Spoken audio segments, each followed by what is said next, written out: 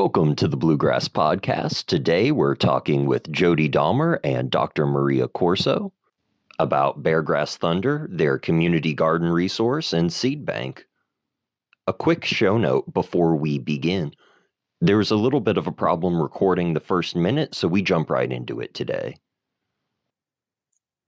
When we wanted to do the Louisville seed bank, we wanted to try to make sure that people that had never grown gardens before had free seeds, and more specifically, seeds that could survive in downtown neighborhoods. So it's really been a lot of fun, and it seems like every year that we do it, more and more neighborhoods and more community partners want to get involved to help scale it. So it's a lot less work on us as it goes forward because more and more people are supportive. Do you want to just talk about the Yardens real quick one more time? Because I love that. And I love you talking about changing the laws to actually be able to do this. Could you talk about that a little more too? Yeah, sure. So just to backtrack, what Beargrass Thunder is, we are a Kentucky plant nursery that we specialize in what is called yardens.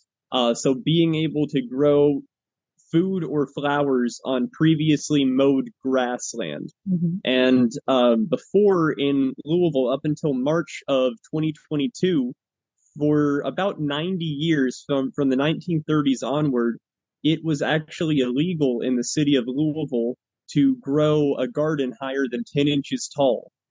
And if you were reported, then you would face a property lien and fines up until you cut your garden down. And so from the 1930s up until 2022, we've had generations of farmers that have been punished for trying to grow food on the land that they live on. And it was with the county merger in 2003, that meant that farming restriction applied to any farmer in the merged Louisville metro government. So any farmer on the periphery of Jefferson County, that was actually illegal what they were doing if someone called the code enforcement on them. So when we started selling plants, we started getting clients that were being fined for the same plants we were selling. Except, in the wealthier areas of town, it was completely fine. But in a shotgun neighborhood, people would get code enforcement called, sometimes up to, weekly complaints where the fines would stack up and they would have to pay, $500 to keep their house from being sold. So it really got kind of ludicrous there. And so we decided to start calling all of the Metro Council people and write some bluegrass songs. And we sent that to almost every single local politician we could, and we even made it to the state level. And so the bluegrass song, we called it Grass Holes. And we called any politician that didn't want to change that law a grasshole politician. And luckily, in March of 2022, they actually changed the law citywide. So now there's over 500,000 families that can now legally, for the first time in 90 years, grow food gardens as well as native plant gardens for the pollinators. I love that. And what are some of the ways you're looking at this spring to, now that you've sort of unlocked the potential of being able to do this in the community, what are some ways you're going to be getting plants and seeds out? Yeah, so one of the ways that we like to do things is through this concept called placemaking. We do choose a pro bono project every year in a different neighborhood, although it's usually Shelby Park. And we pick a vacant lot that has been a dumping ground or a community blight. And we, with the help of the neighborhood association and the city government, we're able to change that vacant lot into a community garden, or just proving the concept of being able to grow flowers on, say, 3 feet of alley right of way, just to show city officials that you can grow food and you can grow these flowers in areas that, if you've never done that before, it's very hard to kind of see that you could have food in downtown neighborhoods. You could have flowers on the rooftop of a parking garage. and just getting more and more city officials on board, because the more people that allow us to, I guess, beautify spaces that are city owned, that opens up hundreds of acres in a very short amount of time. What's the biggest problem that people bring up when you start talking to them that they might have against this? Or is it just they're not open to the concept to begin with? It's the perceived property values. And we kind of we had this shift in the 1930s for cities to try to start emulating what the suburbanites were doing, and that was large grass lawns. And so now for a lot of people, the idea of a shortcut bluegrass or, fescue glass lawn is like the height of what property value would bring. And then you also have people who are so unfamiliar with like possums and raccoons and just vermin in general and how they ecologically exist within our city, that there's this perception that if your grass grows tall, then you're going to get vermin in your house, basically. Okay, so it's really just a perception of value and a perception of what it's going to be, not any practical problems people are bringing up about it. No. And the most practical problem was, what if absentee landlords want to take advantage of this? Because there is the situation in which, you do have just regular grass that's being let go and not taken care of because the property owner is perhaps 2 states away and not doing maintenance. And we were able to get that written into the code to where it's explicitly stated that if you're letting your turf grass kind of go out of control, you can still catch a citation for that, but every other plant, if planted with intention, is allowed to get taller than that. Okay. And are you seeing any sort of preference that people have when you talk to them about, planting more naturally and planting maybe something that might produce some food? Is there anything that people gravitate more towards? Well, you can't go wrong with the sunflower. Yeah. That kind of fills both niche groups, because sunflowers, they're gorgeous. People know what they look like most of the time, and you can save the seeds if you'd like for next year's production, or you can, roast the sunflower heads or use that as a food source. So it's a really easy way to kind of get into the agricultural scene without calling it agriculture. Yeah. So our Beargrass clients, I would say, primarily they get flowers from us, and then we do some raised bed building. And then for the seed bank, I wonder if Jody can remember off the top of his head what the most popular seed was, because we did collect data on what seeds were taken the most of, and then we'll have to round up the 2022 year data for you still. Yeah. But in 2021, what was the most popular seed? Number one was definitely the brassicas, kale, especially. We try to grow a lot of seeds within downtown of the brassicas, and those brassicas are able to survive the heat island effect a lot better than just a normal variety that you would get from a packet. I didn't know much about gardening at all, but I get lettuce and all the brassicas. They really like that low shade, so it's one of the hardest things to actually grow in a hot lot. So that's one of our favorites to try to collect seeds from, like Jody's saying. And then after that, I would say like tomatoes are huge because they can be grown in pot containers. That's one of our big asks when it comes to the seed bank. What can I grow if I don't have land at all? And what do you find is normally the person who maybe comes up or gets in contact you all? Some level of gardening experience, no level of gardening experience, a lot? Well, to be honest, most of the people that come are first-time gardeners. Yeah. For seed bank, I would say absolutely green first-time gardeners. And then for our client base, it's been in middle to high, who want to completely redo their yards. And usually that skews, I would say over 40, they're looking to reduce the amount of yard maintenance they need to do in the summer. And then under 40, it's to have more time with their children and save more time every week by not mowing the lawn. So it's the same, I guess, need, but for the people that are leaning more elder in our community, they don't want to have to deal with the physical exertion side of it. And having pretty flowers to see or food to grow, it's easier on the eyes and it's easier on their bodies. So it's been really interesting to see.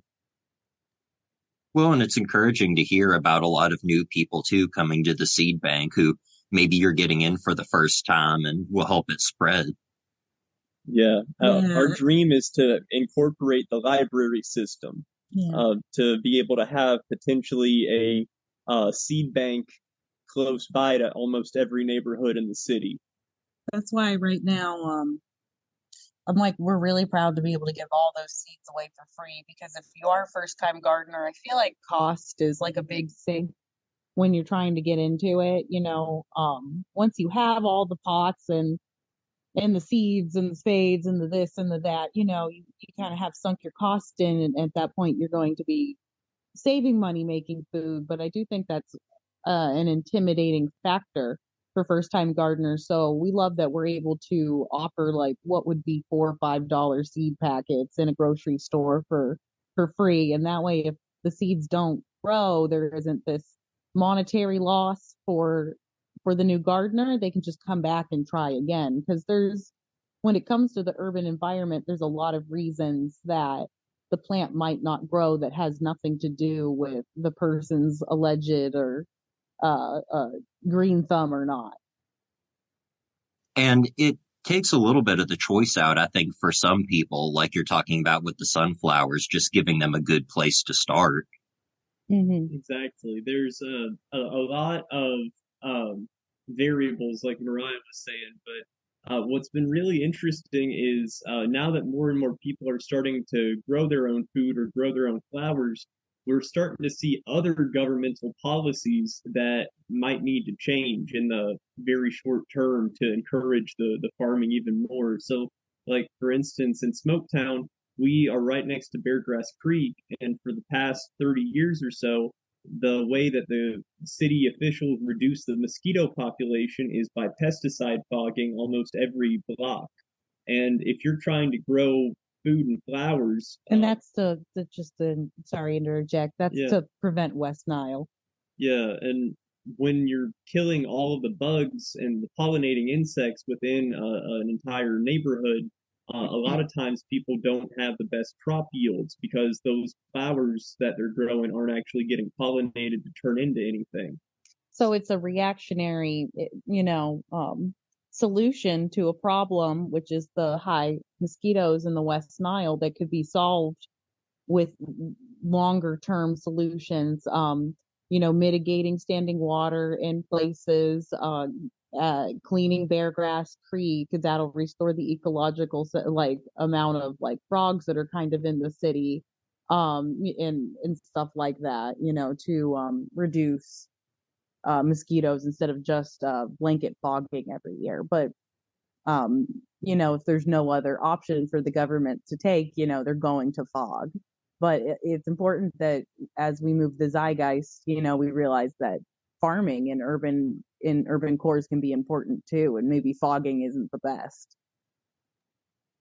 And on a little bit of a positive note, I think that you all have been remodeling your space. Yes, we have the seed library, seed bank inside the seed bank is inside the Louisville Tool Library. The Louisville Tool Library is on Logan Street. It's been there for approximately 6 months now, and that is our first brick and mortar location for the seed bank. So we got an entire new room. We are currently trying to alphabetize and make things a little bit easier. But yeah, right now everything's kind of grouped by types-ish, but you could find a few surprises. So that is one of our big 2023 goals, is to get everything alphabetized. Yeah, but we have about 2,000 packets of seeds there now, and we have the attention of Kentucky State University, Jefferson County Ag Extension Office, and Bullitt County's Ag Extension Office. So we have a plethora of seeds, and we've helped over the past 3 years almost 275 families. And looking to 2023, what are some of the main projects you're looking at doing? More rehabilitating urban environments, I'm sure, but do you have any particular places you're looking at? Sure.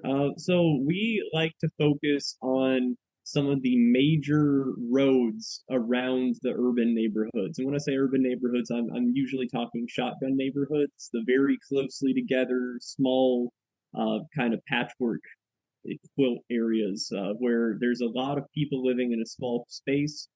Shelby Park, right on Preston Highway, is getting a multi-million dollar investment from the federal government to add transit across most of the stretch all the way down to the Bullitt County line. So what we want to do is start changing the conversation since the money's already coming down there. We might as well get them to encourage parks and gardens along the entire stretch as well. So we're looking at space along Preston Highway, along Shelby Street, Logan Street, some of these longer roads that connect a lot of different neighborhoods so that theoretically, if it's on a busy street, you're able to get that many more people to the garden. And we don't want to put a parking lot, of course, so it'll encourage people to start walking, to start biking, just to be able to use that space. The dream would be to have every park have their own orchard or garden, because that would be city-owned land, and there would be a park close by to almost every resident. But with the city, you have to kind of take things as they come and start small. So we're starting to look at just vacant lots for right now, but eventually we're going to start negotiating with the Parks Department. And say someone is in their local neighborhood in Louisville and wants to push for a garden or maybe wants to start their own, what would be a good place to start for them? Maybe some resources you all have or where to look for the seed bank again? Oh, absolutely. So the best place to get information on how to start their own garden would be through the group Food in Neighborhoods. That is a local group in Jefferson County of many different kinds of gardeners and farmers, chicken farmers, goat farmers, vegetable growers, orchard growers, and they are all fighting to change the way that the land development code, the zoning, is, so that the city, instead of selling vacant land to an auction for development purposes, can also give the land to farming communities across the city. So they would have a knowledge of where the vacant lots are. They would have knowledge on the best places to go to set yourself up for a lot in that neighborhood that you're looking at, and relatively cheaply. They developers can usually buy a vacant lot from the city for under $500. And if we're able to change one sentence in the land development code, that the same could be done for farmers. And I hadn't really thought about this until you mentioned goats and chickens and different things. Is there any sort of difference in the reactions you get when you talk about farm animals on a property versus just producing vegetables on the property or fruit? Well, it's interesting because there have been so few people until recently that have ever used livestock in an urban neighborhood that there haven't been many laws about it. So that's been in our favor because it would to restrict something now, the Metro Council people will have to create a new law to punish the existing farmers. So it would be very, especially for the people that are currently trying to, get reelected, that's going to be an unpopular thing. So most of the pushback, I haven't seen much pushback. I don't know if cows would make a comeback, but it's really interesting because my neighbor, who's 96 years old, who lives in Smoketown, she remembers growing up in a shotgun neighborhood how every block had their own chicken coop and had their own milk cow, and that was in Smoketown. And that was legal up until the city passed an ordinance in the 50s and they took the cows away. So it just seems like the more I learn about it, the more I realize that, just because you're in a city doesn't mean you have to give up everything about, rural farming practices. As long as you're able to learn the rules and potentially, find the sentence that needs change, you can really, once you organize, you can really make a lot of waves. That's super encouraging to hear about the cow and the chicken on every block. It sort of does make you remember that if you space it out correctly, like you're talking about, it is doable. Sunflowers was one thing you mentioned that people get into a lot or is a popular thing. What are some other things you might suggest that people get into for the first time? Tomatoes, I heard you mention. Sure. Well, you want to make sure that you have flowers nearby just to make sure that if you're in, say, a really industrial neighborhood, that the pollinators have somewhere to go. So, I'm always down for sunflowers, marigolds, and then next to it, I would say that assuming you've tested the soil for lead, brassicas like kale and lettuce do great. But I really enjoy turnips and radishes. They're very fast growing, and you'll be able to see results within, say, a month. And that for the first time gardener, that's really beneficial. And because they're more of a cool weather crop, they're one of the first to grow during the spring season. So it kind of gets people hooked a little bit and be able to wait out for something long term like say corn that it's slow growing until it isn't, but it's really exciting to have people that have never gardened before start talking about growing like glass gem corn and learning about wind pollination and all these different kinds of terms that before they never really had an interest in. And do you all do any preserves too, since you talk about doing all of these different plantings in urban areas? Do you find groups at all where people talk about canning or jarring? Yes, actually, we do can ourselves, mainly water bath, but there are a few people that can in the city. I think The that biggest being Garden Girl Foods. Whitney Power Washington, she's actually the one who taught us how to can. And I think she still does canning classes, and they were fantastic. What did you all can this last year? so. We made some preserves using the berries. We also really enjoy pickles. Greens. So yeah, got a lot of collards, got a lot of zucchini, and I grew a cushaw squash twice the size of my head.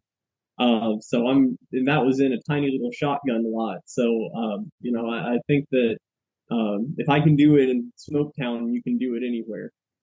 Would you all like to mention the website and the social media accounts where people can find you all in particular? I know people go to the website, but also other relevant YouTube channel if you all have one.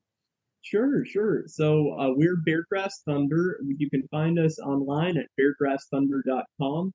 We do consultations as well as make custom native plant seed mixes, specializing in Kentucky wildflowers. And our YouTube channel is Beargrass Thunder. And you can check us out for just walkthroughs of native plant orchards around the state, uh, different people that we talk to in the city making change in policies. And one of our favorite things to do is talk about pawpaws. So there's a lot of information on persimmons and pawpaws, and we really hope to eventually start getting into grafting some of these localized varieties. Before you go, you want to talk a little about the persimmons and the pawpaws? I didn't mean to cut you off, Mariah. I'm sorry. Oh no, I was just gonna add on to that with our social, I'm pretty sure our handle is Beargrass Thunder also for Facebook, Twitter, and Instagram. Jody runs all of them. The Instagram is particularly funny, I hear. And we do have an online store. It's kind of empty right now, but you should be able to find us on Squarespace. And do you all want to talk about the persimmons and the pawpaws for a second? Because Yes. that's interesting since, you know, it's a couple of those things. I see persimmons more now, but you don't see them in the supermarket as much. No. No, they're hard to keep, and we found a large persimmons tree that must have been used as a marker probably way back when Louisville was, small and young. And now it's on a public right of way, kind of in between. It's actually right in Phoenix Hill. And they're Native American persimmons, and this tree has to be at least 100+ years old. So we started collecting, canning some persimmons, and then also trying to grow them from seed.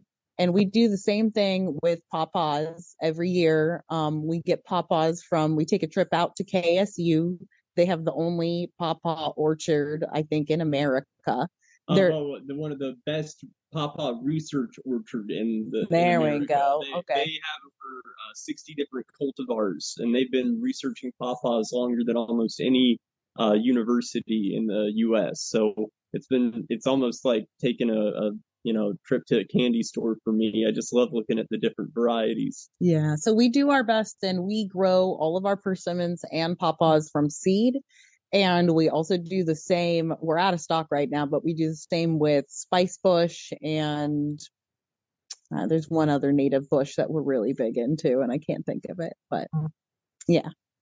Yeah, it's really exciting because getting into grafting, we can literally go to some of the best, healthiest trees around the city and take cuttings of them. Especially out in the rural areas of Jefferson County, it's important to find these trees before they're lost to development, because that means that if they're old, say 50 to 100 years old, then they've survived all of the crazy heat fluctuations that happen in the summer and the winter. So they're that much more prepared for these 30 to 50-degree temperature changes in a week. And some of the ones that you get from, say, Georgia, Tennessee, they're not prepared for those very cold weather days that could potentially cause the tree to die. So I'm always about local types of seed and local types of fruit production. What was your all's favorite heirloom pawpaw and your favorite local grab that you're looking to graft? Sure. So there is a local pawpaw on the corner of Barrett and Breckenridge, and there's also a sister variety. No, that's yeah. So pawpaw is on the corner of Barrett and Breckenridge, and there's a sister variety on the corner of Barrett and Lambton, and I have a really high sugar content. They taste almost like I like to say, a dreamsicle. And I'm going to try to call those Barrett Best. They're in the middle of a planned development to build a 600 room apartment complex. But the developer has actually given me permission to go on site to harvest the scion wood before the tree is cut down. So I'm really excited about that. In terms of a heirloom pawpaw, I like the KSU cultivar Chappelle. That's been a really good one. Personally, I like pawpaws as much as I can get them, but the pawpaws usually are ripe in September. The Chappelle usually gets ripe around end of August, so it's one of the first ones I'm able to eat to kick off pawpaw season. So I can't really be too mad about anything about it because I love pawpaws so much. A quick harvest is always nice. And before I let you all go, was there anything that you all wanted to talk about in particular? It's just really exciting to see more and more people get into agriculture, especially in urban areas like Louisville. Because, if we can start changing the way that the narrative is, where the city and the country just are two separate areas, there's a lot that we can learn in terms of practices. And also, we could probably start getting a lot of this state money for agriculture. And if we can think of projects that can be done within Jefferson County, it will only benefit us because we're going to be able to feed more and more people and families. So it's really exciting. And you know what they say about gardening, right? What's that? It grows on you after a while. Absolutely. Hopefully a cow and a chicken on every block, right? Oh, exactly. That's the dream. Mariah, Jody, thank you all so much for stopping by today. I really appreciate it. Thank you so much, Elijah. Thank you so much for listening to this episode of the Bluegrass Podcast. If you'd like to check out more episodes, you can do so at bluegrasscannabis.com. If you'd like to stay up to date with news, merch, and more, make sure to follow us on Instagram at bluegrass_cannabis, TikTok at Bluegrass Cannabis, Twitter at Bluegrass Canna. Thank you so much for listening and stay safe. The Bluegrass Podcast. Old-fashioned, all-natural, Kentucky Bluegrass.